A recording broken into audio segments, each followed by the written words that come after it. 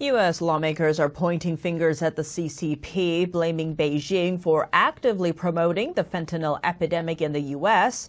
A U.S. House committee releasing findings from an investigation it says unveiled China's incentives for pushing the deadly chemicals and how it profits from the crisis at the expense of American lives.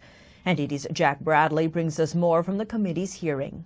A new report today says the Chinese regime is awarding companies that produce the chemicals that create some of the deadliest narcotics in the world. The report comes today at the House Select Committee on the Chinese Communist Party. An investigation by the committee found the Chinese regime has been giving grants and awards to companies that traffic fentanyl materials and other synthetic narcotics since 2018. All of these drugs have no known legal use worldwide and kill tens of thousands of Americans every year. This has got to stop. It's got to stop. It's got to stop now.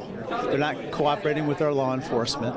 They're not taking down websites and web postings that clearly are selling fentanyl from China, and they're subsidizing it through these tax rebates. You just saw those pictures of victims, and we really have to stop that. China is not just infiltrating this United States, but at the same time, they're creating all these drugs to kill. The investigation found that nearly all of the world's fentanyl precursors come from China. Those chemicals are sold to and trafficked by Mexican drug cartels into America, mostly through the ports of entry in California.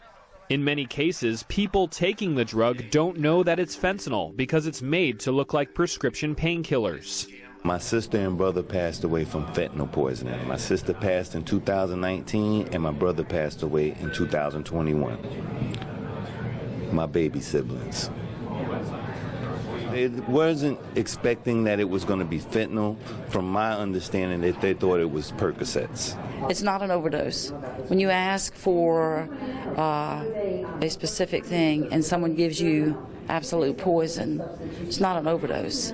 It's a poisoning. It's a drug-induced homicide. And that's exactly what happened to my child.